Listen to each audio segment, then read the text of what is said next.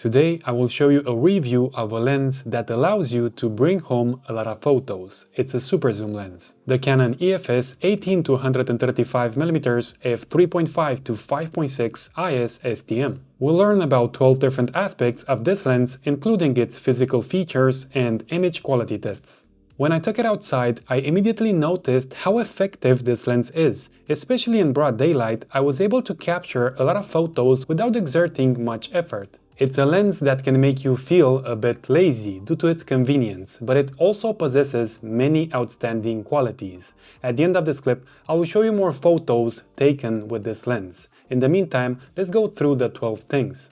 Build quality. It is completely covered in plastic, but when compared to the classic kit lens, this one feels really solid. The focusing and zoom rings turn smoothly without any stickiness, which is great. On the side there are 3 switches, one for auto and manual focus, one for enabling or disabling the image stabilizer, and the last one locks the lens at 18mm for transportation. On the back there is a metal mount. Although it doesn't have a weather sealing gasket, it still offers a nice build quality for a kit lens.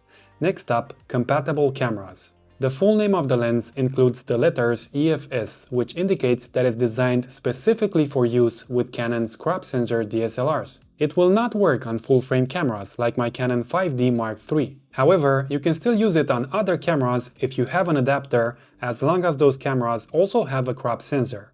Let's talk about the focal length. When you go from 18 to 135mm, you can capture a wide range of angles from fairly wide to telephoto perspectives. In full-frame terms, it covers a range from 29 to 216mm. The biggest advantage of this lens is its ability to quickly switch between these focal lengths.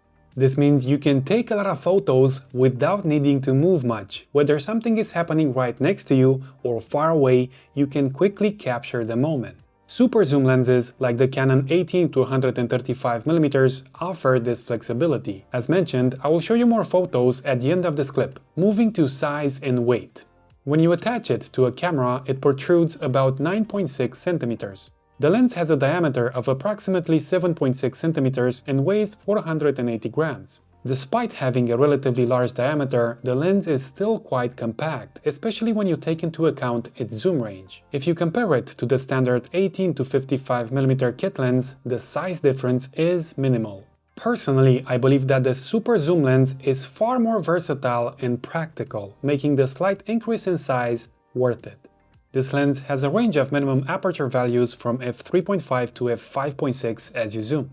These apertures are not considered fast. In low-light situations, you may feel the need for a faster lens. However, there's good news. As you will see towards the end of this clip, even with these apertures, the bokeh looks nice. This lens has excellent focusing capabilities. The STM motor operates silently, as you can hear.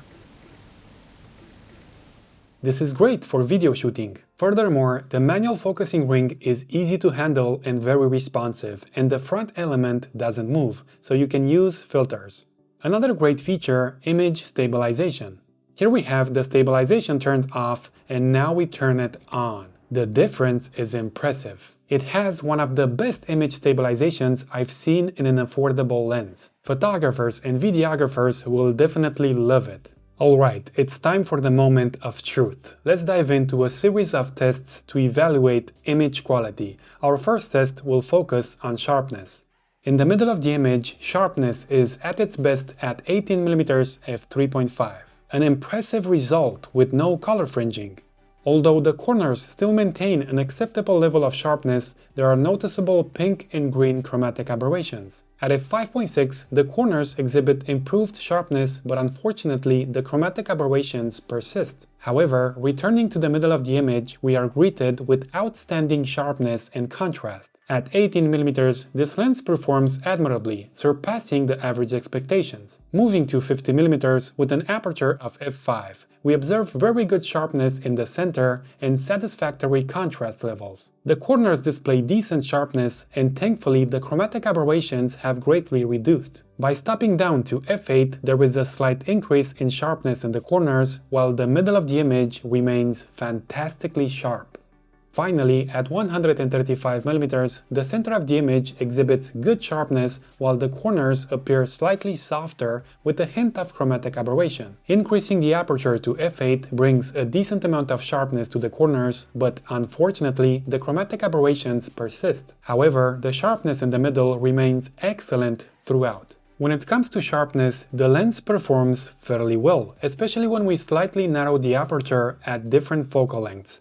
Any chromatic aberrations can easily be eliminated in Photoshop, resulting in a performance that is overall better than average. Distortion and Vignetting. When using the lens at 18mm, there is a noticeable barrel distortion, which means the image appears curved. However, as we zoom in to 30mm, the distortion gradually disappears. At 50mm, we start to see some pincushion distortion, where the image appears pinched towards the center. This distortion becomes more pronounced at 135mm. This kind of distortion is expected with a Superzoom lens. Regarding vignetting at 18mm f3.5, the corners of the image are dark. However, if we step down to f5.6, the corners look better. The same pattern at 30mm with dark corners that improve when stopping down to f5.6. At 50mm, the situation is slightly better, but again, stopping down to f5.6 yields better results. When zoomed in all the way, the corners look decent at f5.6, but they appear even better if we stop down to f8. Close-up image quality. If we adjust the aperture to f8, we achieve even better results. It's quite nice. When it comes to close-ups, this lens can focus at a minimum distance of just 39 centimeters away from the sensor. Bright light performance. When the sun is directly hitting the glass, we see no loss in contrast. Flaring is also kept under control. Good job, Canon! Finally, bokeh. Once again, we have achieved a nice result. At 18mm, the background appears soft, which is pleasing for a wide angle. However, when we zoom in all the way, the results improve significantly. Honestly, for an f5.6 aperture, these are nice results. Considering its affordable price, this lens is quite good. As mentioned earlier, this Superzoom lens is definitely a better choice compared to the 18-55mm kit lens. Although it's slightly bigger and heavier, it allows you to capture more photos. Speaking of photos, let me share some more shots that I took. This lens surprised me. If you have a compatible camera and don't want to spend a lot on a Superzoom lens, I highly recommend it. If you enjoyed this video, please hit that like button. If you own a similar lens or have any opinions about it, please share in the comment section. See you in the next one.